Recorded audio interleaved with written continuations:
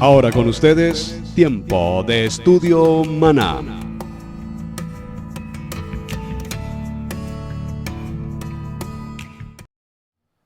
Bien, mis amados hermanos, bienvenidos a este tiempo especial de estudio bíblico devocional. Su hermano Pastor Roberto Alfaro les saluda y como siempre la mejor y cordial bienvenida. Tema apasionante, el desarrollo de nuestro estudio bíblico a través de Bereshit, desarrollando nuestro segundo ciclo de esta semana en el tema de Noah, una experiencia maravillosa. Repito, creo que desde muy niños, en algún momento de nuestra vida conocimos la historia de Noé, el arca, el diluvio, aún las proyecciones en el cine respecto de esta circunstancia bíblica tan extraordinariamente importante. Además, muchas de las presentaciones de Hollywood pues están también extremadamente alejadas, muy distantes de lo que realmente la palabra nos enseña. Así es que nos tomamos estos minutos para ir en detalle, estamos revisando, por supuesto, muchas cosas se nos quedarán en el tintero por tratar. Es su responsabilidad, mi amado hermano, discípulos, en casa, avanzar con el texto, avanzar con la lectura, desarrollar al máximo potencial posible su estudio bíblico personal, escudriñando y meditando en la palabra. Acompáñenme por favor para este día en el tema de Noah, capítulo 7, dice la palabra. Y le dijo el Eterno a Noah, entra, atención, por favor subraye, entra tú y tu familia al arca, porque solo a ti he visto justo delante de mí en esta generación. Hablamos un poco sobre la importancia de ser justo. Noé halló gracia, o la gracia halló a Noé. Importante, ¿verdad? ¿Por qué? Porque evidentemente estamos viendo dos expresiones que quiero tratar hoy, muy interesantes y que necesitamos definir con claridad. Número uno, al hablar de justo, la expresión en hebreo, un sadik, un justo, es decir, un hombre, una persona de buenas acciones. Un hombre de buenas acciones, un sadik, un justo. Hasta aquí entendemos en Noah un hombre de buenas acciones. Halló gracia delante del Eterno. Pero hay una segunda expresión muy importante, ya la mencioné en nuestras enseñanzas de esta semana, en lo que hemos avanzado, y es la palabra tamín en hebreo, que significa íntegro. Íntegro. Entonces, veamos dos aspectos. Uno es ser justo, un hombre de buenas acciones, pero otro aspecto muy importante es ser un hombre íntegro. Íntegro se refiere a un todo. Íntegro se refiere desde un principio hasta un fin. Íntegro tiene que ver con mi pensamiento y con mis acciones. Y en medio de eso, si puedo usar la expresión testimonio, puedo presentar un testimonio de integridad. Ayer vimos un texto muy importante cuando mencionamos que todas las cosas, todas las circunstancias pasadas, es decir, toda esta circunstancia que estamos desarrollando aquí en el libro de Devarim, capítulo 6, verso 9, cuando nos habla de la historia de Noah, y desde el capítulo 6 particularmente, permítanme retomar un poco el tema, porque es interesantísimo ver cómo dice la expresión que los hombres de continuo en su pensamiento, en su acción, pensar y actuar, era de continuo maligno, perverso. Y empezamos a identificar cuáles son los tipos de acciones malignas y perversas que estos hombres desarrollaron para los tiempos de Noé. Y sucedió que cuando los hombres comenzaron a multiplicarse en la faz de la tierra, les nacieron hijas. Los hijos de Dios definitivamente concluimos con los textos bíblicos en el día de ayer, que los hijos de Dios hacen referencia puntualmente a los ángeles. Y aquí hablamos de ángeles caídos en el sentido de ángeles que han entrado en una condición de rebelión, de desobediencia, de voluntad propia. Por favor, subraye esta expresión que estoy mencionando, voluntad propia. Porque cuando nosotros vivimos una vida conforme a nuestra propia voluntad, es decir, a mi manera de ser, a mi manera de pensar, como a mí me parece, estamos similares a los ángeles caídos, apartados de la voluntad de Dios. Desde niños aprendimos la oración de Mateo 20, Padre nuestro, ¿recuerdan? Y aprendimos, hágase tu voluntad y no la mía. Pero pareciera ser que esa oración no pasa más de ser una repetición de repetición de repetición, porque si entendemos que lo que debemos hacer es la voluntad del Padre, la voluntad de Dios y no mi voluntad, entonces concluimos, repito nuevamente, que los ángeles en su condición pecaminosa, decaídos, ángeles caídos se refiere a aquellos seres que perdieron su investidura celestial, angelical, y por supuesto entraron en una condición de desobediencia, de rebelión y además en una condición de hacer su propia voluntad. Observando estos pequeños detalles, nos damos cuenta que los ángeles caídos, los hijos de Dios, tomaron para sí mujeres de las que más les agradaban. Y aquí en este contexto, si nosotros vemos un poco el detalle, y no vamos a mencionarlo, ayer hablé un poco sobre el tema, entendemos que si estos ángeles caídos tomaron para sí mujeres, las que les parecía, como les parecía, las que les agradaban, o las que tal vez no les agradaban, pero las tomaban igual, empezamos a notar entonces que aquí se tipifica un problema ya de fornicación, de adulterio, de pecado, de violación. Mencionamos muchos tipos de pecados, el incesto, la zoofilia. Algunas personas me escribieron en el mensaje ayer diciéndome que no conocían esta expresión de zoofilia, las relaciones sexuales entre hombres y animales. Esto es algo para mí nuevo, este tema, no conocía que algo tan perverso como esto pudiese pasar. Bueno, pues la Biblia nos narra historias sobre estos temas y vemos cómo la mitología, incluso si usted recuerda un poco los temas de la mitología griega, recuerden que la mitología griega, esta historia griega, yo me pregunto si estos autores de la mitología griega o tenían una increíble creatividad o realmente escribieron libros inmensamente importantes sobre lo que realmente ellos podían ver en su momento. Me explico. Usted seguramente ha visto muchas películas de la historia de los griegos, películas de contenido bíblico que nos muestran a los nefilín, a los anaquitas que mencionamos en el día de ayer, a todos estos gigantes, ángeles caídos, demonios, hombres deformes. Recuerdan los abín, los nefalín, los nefilín, los ejim, los refanín, jeovarín, sansamín. Todos estos demonios, ángeles caídos, y cada uno de ellos con su característica que lo determinaba según su perversidad, su nivel de maldad. Y usted muy seguramente recordará que en la mitología griega, repito, se menciona uno, particularmente voy a mencionar uno, por ejemplo, como el unicornio o el centauro. Ese centauro, ¿usted recuerda la figura del centauro? Si no sabe qué es el centauro, permítame solo mencionar. Mitad hombre, mitad animal. Una persona, un ser, no puedo decir una persona, un ser, mitad hombre y mitad caballo. Se llama un centauro.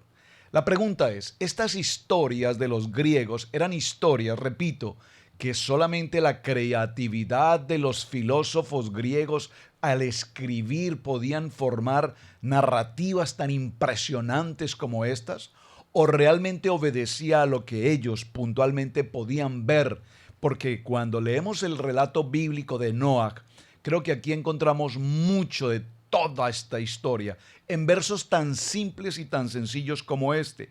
Hombres gigantes, ángeles caídos, que tomaron mujeres para sí. Y cuando dice tomaron, repito, no nos dice las tomaron en amor, las tomaron en una relación afectiva, con los detalles, románticamente. La expresión aquí las tomaron nos indica, de hecho, violencia. Nos indica tomadas a la fuerza, por la fuerza. Nos indica violencia. ¿En qué sentido? Violencia en el sentido de muerte, el raptar mujeres, no importa su condición, solteras, viudas, casadas. Repito, por lo tanto, podemos empezar a concluir en tan pequeño verso. El entorno que se movía era un entorno totalmente con respecto al adulterio, pero a su vez también uno conlleva a otro.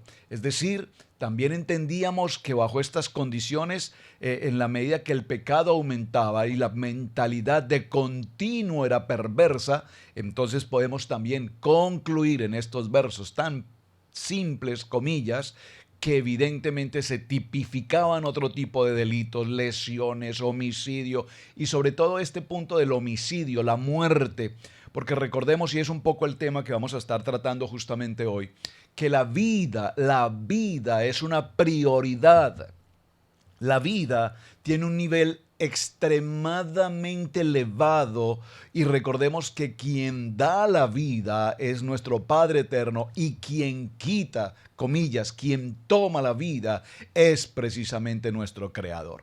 Por lo tanto, cuando una persona le quita la vida a otra persona, y es el tema que lo vamos a ver puntualmente hoy, repito, nos daremos cuenta cómo esa acción de quitar la vida, es decir, el homicidio, el asesinato, es una condición que Dios, posterior al diluvio, ahora va a considerar que quien le quite, quien tome la vida de otra persona, tiene una circunstancia de pena de muerte.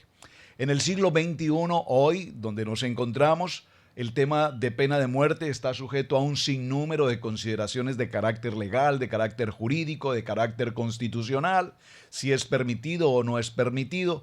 En algunos países o en algunos estados es permitida totalmente la pena de muerte cuando se trata de un delito de lesa humanidad o en el caso del homicidio, etcétera, cuando se trata de condenas por eternidad, entonces en muchos casos, repito, se acude al tema de muerte. Hay otros temas relacionados con el tema de muerte, como es el suicidio o como lo es la eutanasia, por ejemplo, cuando queremos facilitarle a una persona el morir para que no sufra. La eutanasia en algunas partes del mundo es perfectamente permitido, legal, jurídicamente hablando, en otros es absolutamente prohibido. Pero lo que quiero resaltar aquí es, independiente del contexto legal, independiente del contexto jurídico, lo importante aquí es que tengamos el principio de la palabra. ¿Qué dice Dios al respecto?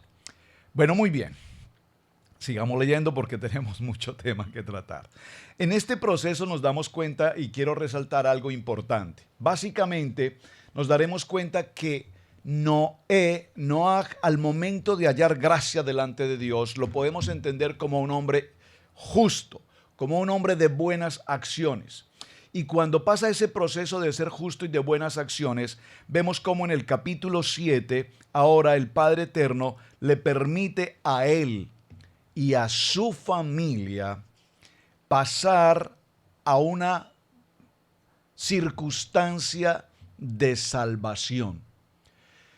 La pregunta sería, en nuestro estudio, ¿la esposa, los hijos y las 3 esposas de los hijos de Noé eran mujeres o eran igual hombres justos?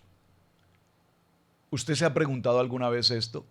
¿Por qué razón el Eterno permitió que Noé, su esposa, sus 3 hijos y las esposas o las mujeres de estos hijos, a su vez, entraran todos al entorno del arca, entendiendo que a partir del momento que ellos entraran a ella y se produciera todo el proceso de lo que es el diluvio, evidentemente toda la humanidad, toda carne, entraría a un proceso de muerte? Es decir, que volveríamos, repito, a Bereshit capítulo 1, verso 2, todo estaba desordenado, el abismo, las aguas, todo este proceso y nuevamente empezaríamos un ciclo de vida a través de Noé y su familia. Pero hay una pregunta importante, repito. ¿Era Noé un hombre justo? Un hombre sadik, dice la palabra, que así lo era porque halló gracia delante del Padre. Perdónenme que me quede tanto en este punto, pero quiero que haya claridad con respecto a esto. ¿Era Noé un hombre justo? Mi pregunta es, ¿lo era su esposa? ¿Lo eran sus hijos? ¿Lo eran igualmente las esposas de sus hijos?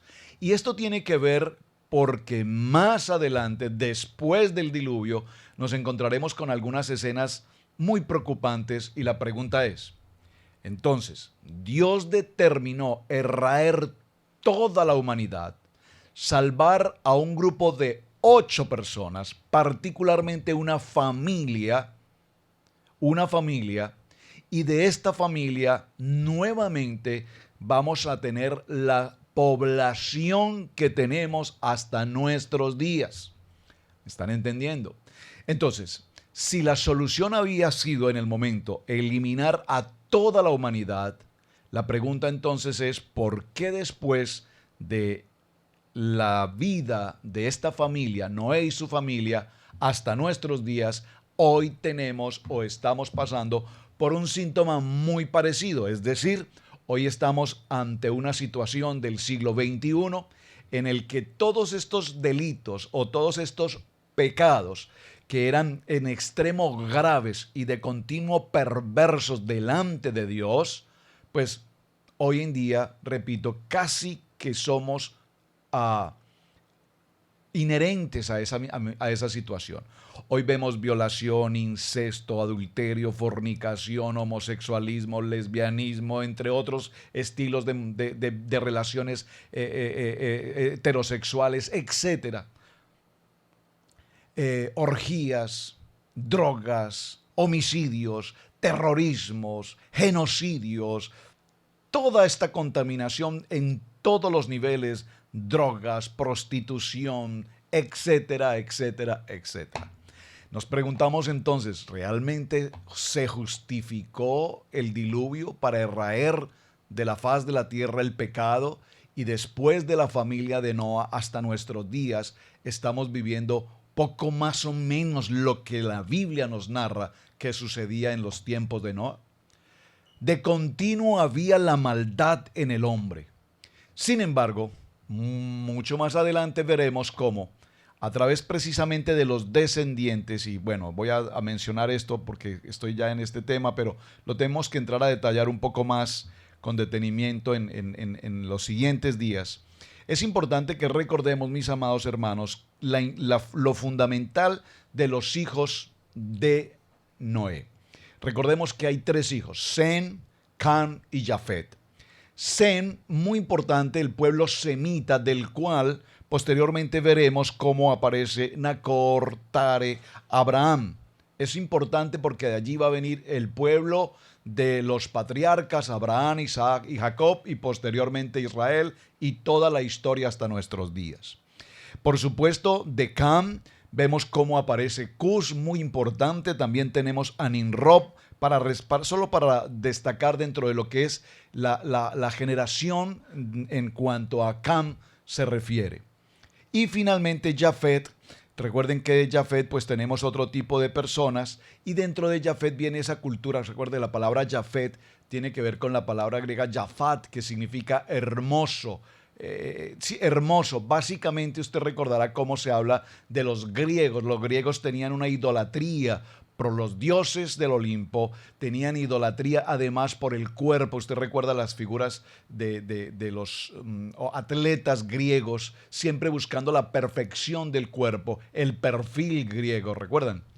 Todo esto tiene que ver con la cultura de Jafet. Y es muy importante que establezcamos todo esto porque de cada uno de estos 3 hijos, Sem, Cam y Jafet, hasta nuestros días veremos cómo hay toda una población, al igual que en los tiempos de Noé, con una mentalidad perversa, dañina, malévola, definitivamente en todo el sentido de la palabra, una mentalidad absolutamente corrompida. Sin embargo,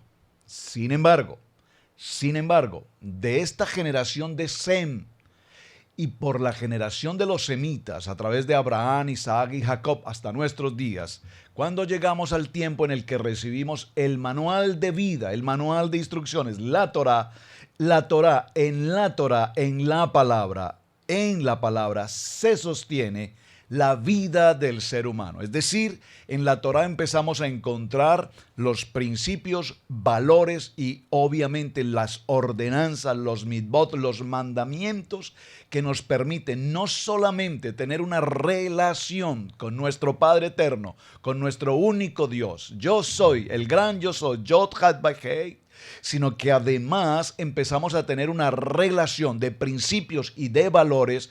¿Quién? ¿Con quién? Con nuestros seres a nuestro alrededor. Es decir, una relación para con Dios. Recordemos que en la tabla de los mandamientos lo vimos, los dos aspectos, los primeros 5 misbot, los primeros 5 mandamientos que nos determinan una relación con nuestro Padre, y los siguientes 5 mandamientos que nos muestran o nos consideran una relación con el entorno que tenemos. El no robar, el no matar, el no codiciar, el no desear la mujer del prójimo. Estos textos que tienen que ver con una comunidad nos empiezan a mostrar principios, valores, ética, la moralidad, el cómo convivir en una comunidad. Entonces, aunque en el siglo XXI tenemos, por supuesto, un elevado índice de violencia, de masacres, de pecado, pues Dios prometió precisamente a Noé que nunca más la tierra sería destruida precisamente como consecuencia de esta situación y menos por un diluvio. Y allí viene entonces la historia muy interesante. Quería hablar sobre ello, pero el tiempo no me lo va a permitir, sobre la historia del arco iris. ¿Recuerdan ustedes?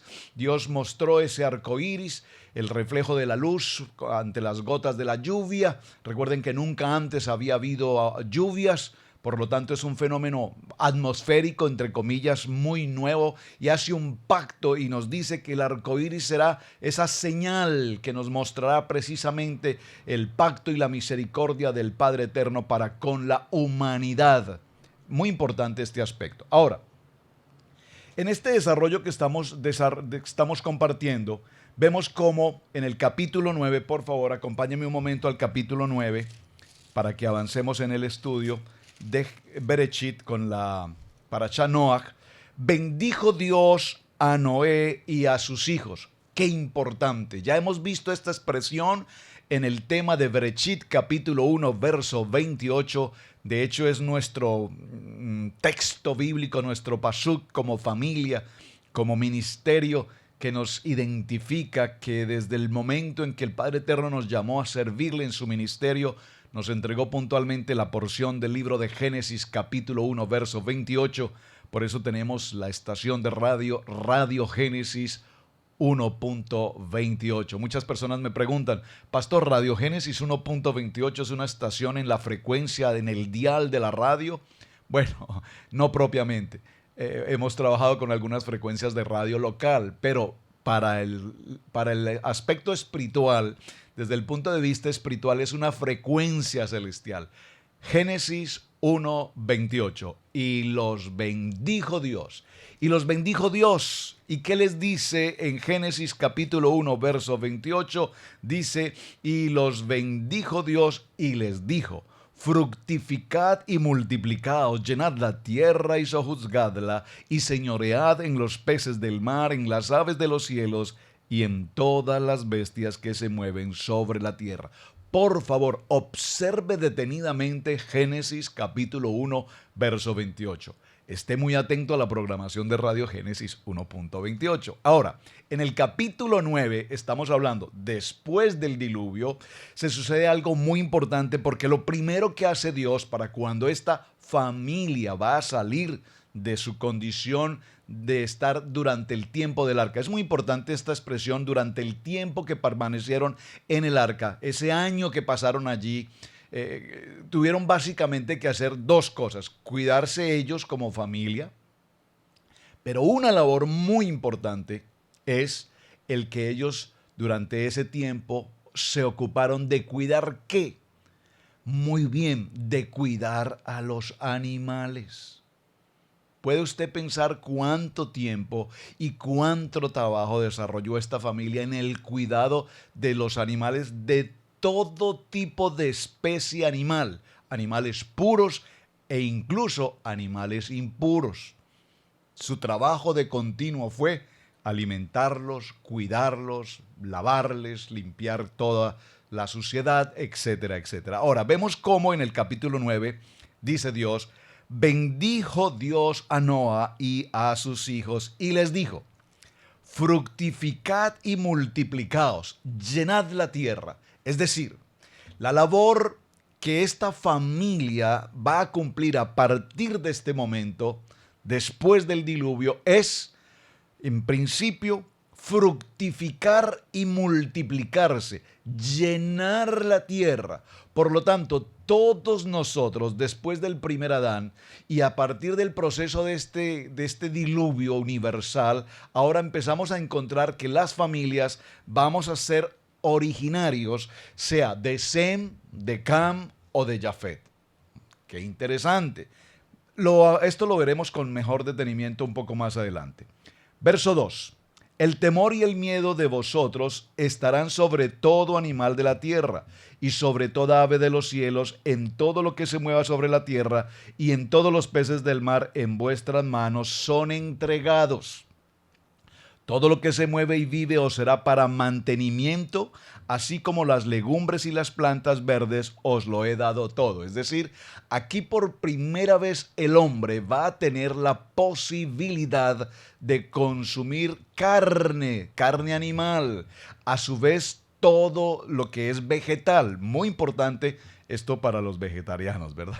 Muy importante. Pero carne con su vida, que es su sangre, no comeréis. Preste mucha atención a ese texto. Ahora, quiero mencionar esto en qué sentido. Cuando Noé recibe la bendición de Dios para que toda la familia sea fructífera y se multipliquen y llenen la tierra, Dios permite, repito, al hombre, a Noé, a su familia, por primera vez consumir el alimento, la carne animal. Pero hay algo muy importante aquí y lo vamos a ver en detalle, es cómo se empieza una circunstancia en la cual los hijos de Noé que salieron del arca fueron Sem, Cam y Jafet, y Cam es el padre de Canaán. Estos son los hijos de Noé y empieza a mencionarlos. Verso 21. Y bebió. ¿Qué hizo Noé? Preparó, por supuesto, la tierra, sembró las uvas, tomó de estas uvas, se fermentaron y bebió del vino y se embriagó. Y estaba descubierto en medio de su tienda. Y Cam, padre de Canaán, vio la desnudez de su padre y dijo a sus dos hermanos que estaban afuera. Entonces Sem y Jafet tomaron la ropa y la pusieron sobre sus propios hombros y andaron hacia atrás, cubriendo la desnudez de su padre, teniendo vueltos los rostros, y así no vieron la desnudez de su padre. Muy importante este texto.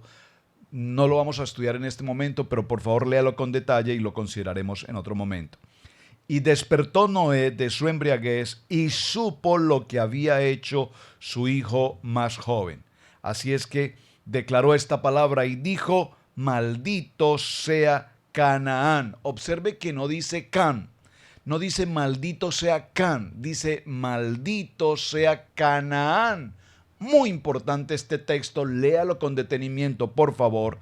Siervo de siervos será a sus hermanos. Muy bien, hasta este punto nos encontramos con algo importante. Vaya conmigo, por favor, al libro de Jeremías, un momento. En el libro de Jeremías. Y en el libro de Jeremías tomemos por favor el capítulo 9 y el verso 23. Jeremías capítulo 9, verso 23. ¿Qué dice esta palabra? Léalo conmigo. Así dijo Yahweh: no se alabe el sabio en su sabiduría, ni en su valentía se alabe el valiente, ni el rico se alabe en sus riquezas. ¡Wow! ¡Qué texto maravilloso! Este es un texto especialmente importante. Le pido por favor subráyelo en su Biblia y si es posible grábelo inmediatamente en su corazón porque lo va a necesitar con mucha frecuencia. Así ha dicho Yahweh: no se alabe el sabio en su sabiduría, ni en su valentía se alabe el valiente, ni el rico se alabe en sus riquezas. Mas alábese en esto el que se hubiere de alabar, en entenderme y en conocerme, que yo soy Yahweh, que hago misericordia, juicio y justicia en la tierra. Quiero por favor resaltar estos tres aspectos: que nos alabemos quienes conocemos la bondad, la misericordia y la justicia de nuestro Padre eterno Hashem. Amén.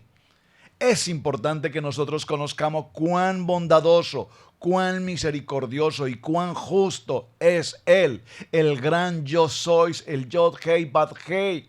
Muy importante que lo tengamos presente porque necesitamos hoy conocer de Dios, y vemos cómo cuando Noé halló gracia delante de Dios, entendemos que Noé, siendo un hombre justo, un hombre de buenas acciones, conocía de Dios.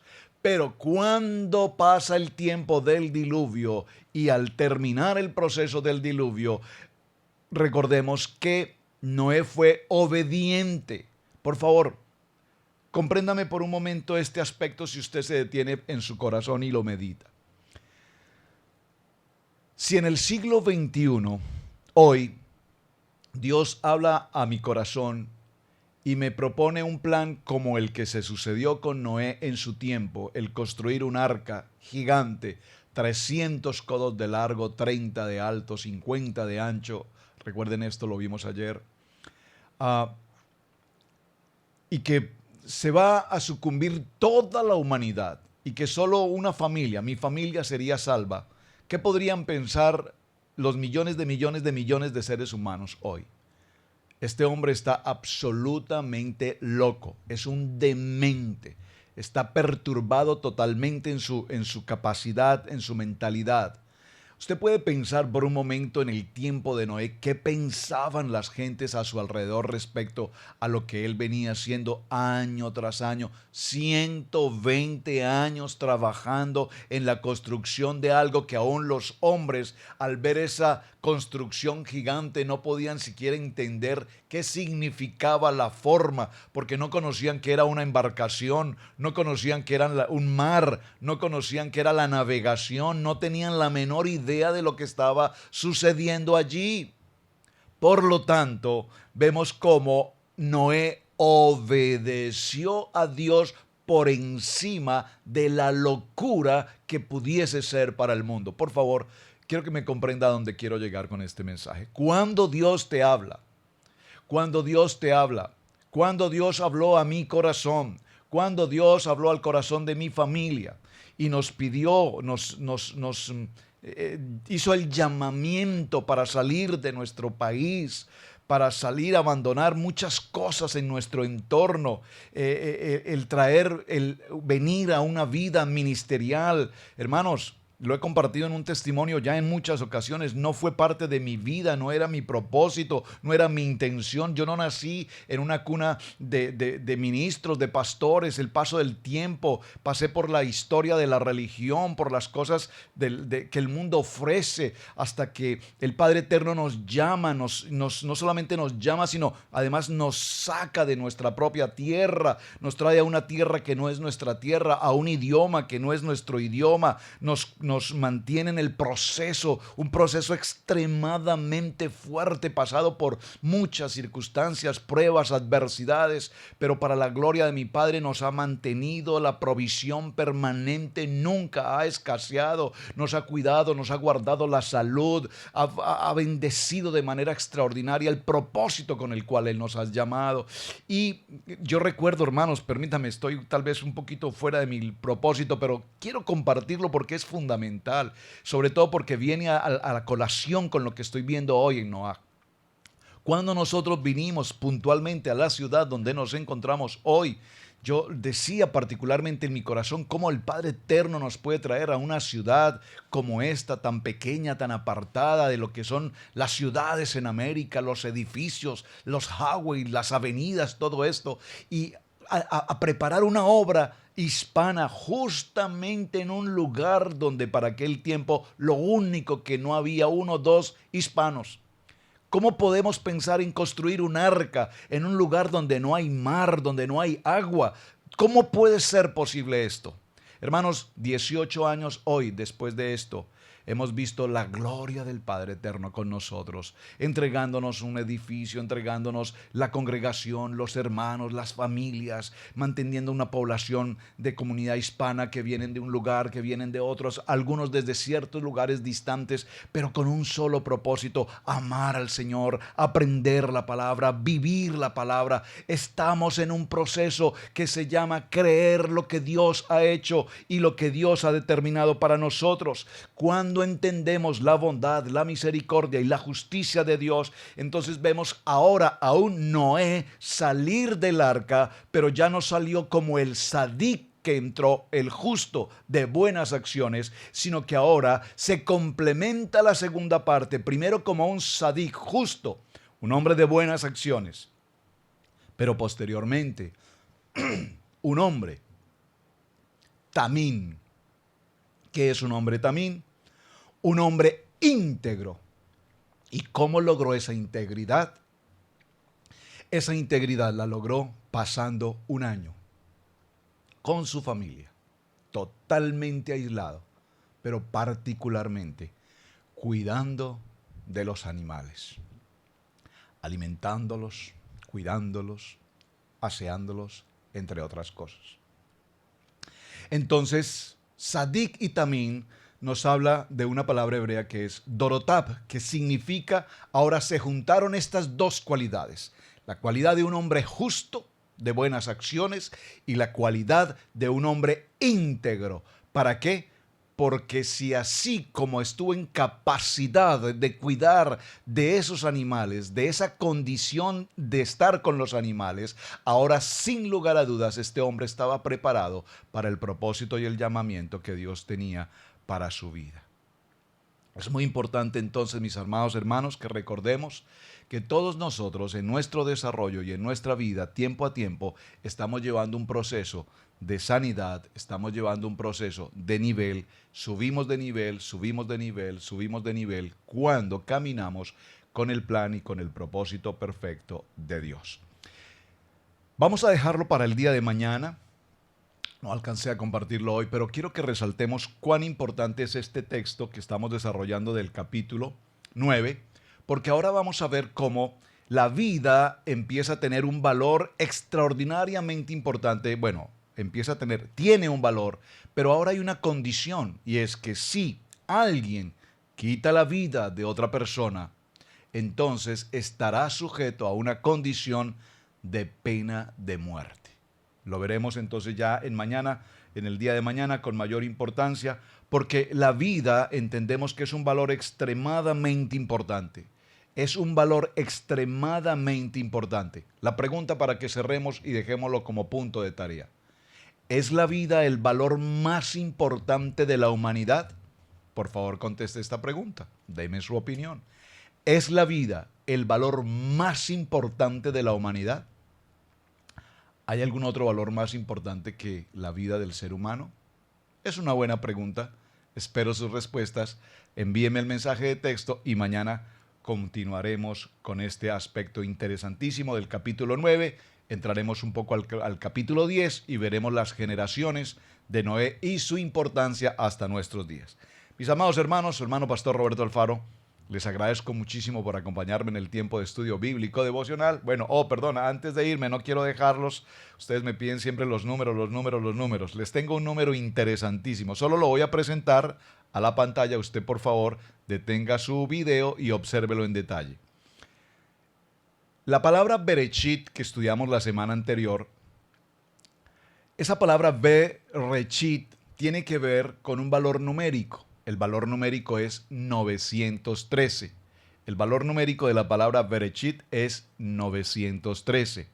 Vean qué interesante es esta información, porque precisamente durante el año que Noé y su familia pasaron en ese tiempo del arca, del diluvio, vamos a decir, encerrados, si puedo utilizar esta expresión, apartados de todo tipo de contaminación del mundo. Lo que realmente pudieron hacer, entre otras cosas, fue tener un tiempo de, voy a usarlo esta palabra entre comillas, meditación, porque lastimosamente el mundo la palabra meditación la ha manejado de otra manera diferente. Sin embargo, Josué capítulo 1, verso 8 nos dice, meditarás en esta palabra de día y de noche. ¿Qué es meditar? Estar en comunión con Dios. Ahora, meditar lo he mencionado en varias ocasiones de la palabra hipodedut, hablar con Dios. Cuando nosotros salimos y caminamos y hablamos con Dios, esto era lo que estos hombres en el arca podían hacer. Usted puede imaginar por un momento a Noaj en la condición del tiempo que pasaba, los días pasaban y él hablando con Dios. Padre Hashem, ¿hasta cuánto tiempo estaremos aquí? ¿Cómo podremos sobrevivir a estas, etcétera? Entonces esta palabra meditación o hipodedut también tiene el mismo valor numérico, 913. Aquí está entonces las palabras, el Bereshit, cada una de las letras que lo componen, su valor numérico, y también tenemos la palabra meditación o la palabra hipodedut, y como puede usted notar, su valor numérico para cada uno de los dos es el mismo valor numérico, 913. Bueno, muy bien, mis amados, hasta aquí nuestro tiempo de estudio bíblico devocional. Gracias a los que les gustan mucho estos números y que siempre están interesados en conocer más. Gracias por estar con nosotros, gracias por compartir la enseñanza. Hasta el día de mañana. Shalom para todos. Muy buen día.